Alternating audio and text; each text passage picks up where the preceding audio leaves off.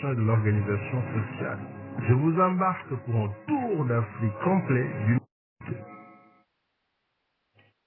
Tous les dimanches à 8h10 TU sur RFI.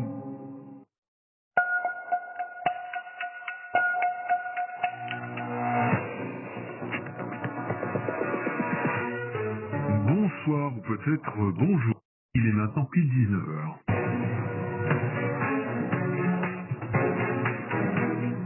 RFI Soir, Philippe Le Catelin. Enquête, des faits, des commentaires, des reportages, c'est RFI Soir tout de suite, le journal. Et l'accord de trêve qui doit à Gaza demain matin, sauf problème de dernière minute. Des milliers de personnes qui protestent actuellement à Washington contre l'investiture de Trump après-demain. Et le football en France, le Paris Saint-Germain qui vient de remporter une 4e victoire consécutive en Ligue 1 en battant Lens sur le score de 2-1. RFI.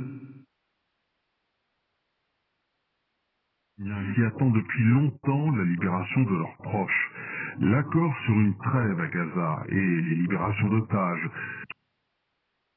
Une douzaine d'heures maintenant, l'Égypte annonce que 1000 Palestiniens seront libérés par Israël dans la première phase de l'accord. Et pendant ce temps-là, à Tel Aviv, des familles attendent avec impatience la suite des événements sur ce qui est devenu des otages, Nicolas Falaise. Oui, la place s'est remplie peu à peu comme un samedi soir différent des autres. Différents, m'ont dit ces trois Israéliennes rencontrées face à un mur de portraits, l'un de ces murs de visages que l'on voit partout en Israël depuis 15 mois. Parmi ces photos des otages, les trois amies expliquent qu'elles cherchent ceux qui apparaissent sur la liste des 33 premières phases de l'accord, sans qu'on sache s'ils sont encore en vie. Espérons qu'ils ne reviendront pas dans des sacs, lâche l'une des trois amies, lorsqu'on évoque le sort des deux plus jeunes otages, âgés seulement de 2 ans et 5 ans. Même angoisse, mêlée d'espoir, chez Tom, un ingénieur qui se sera sur cette place de Tel Aviv.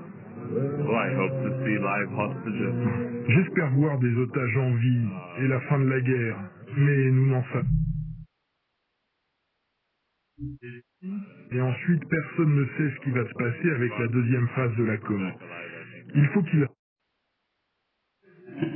Depuis presque 1 an et demi, les gens ont besoin de guérir de cela.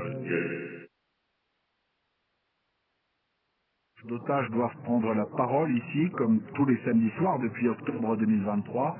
Mais demain, à 8h30 locale, les armes doivent en principe se taire. De libération d'otages israéliens et de prisonniers palestiniens doit débuter. Oui, les armes doivent se taire, vient de dire Nicolas Falaise. Attente du début de cette trêve, l'armée israélienne a poursuivi ses frappes sur Gaza qui ont fait plus de 100.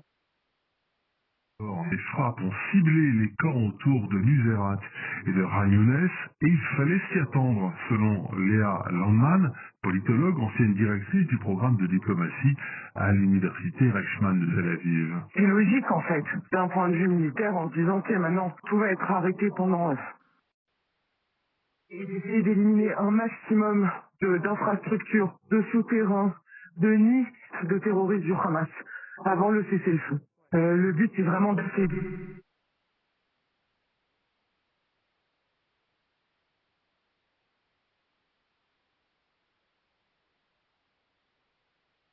militaires du Hamas sont détruites. Ça c'est clair, net, eux le savent, le disent, mais ils peuvent se reconstruire. S'il y a un cessez-le-feu, ça laissera au Hamas l'opportunité de se réorganiser. Déjà ce matin, le Hamas a annoncé sur toute la bande de Gaza, où il pourra.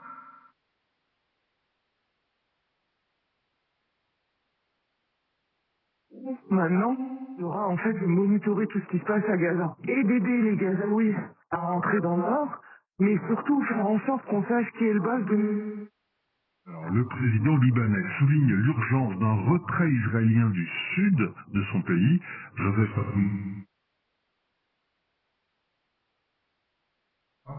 De son côté, le chef de l'ONU espère un avenir plus prometteur, dit-il, au Liban. Plus de 200 000 réfugiés syriens.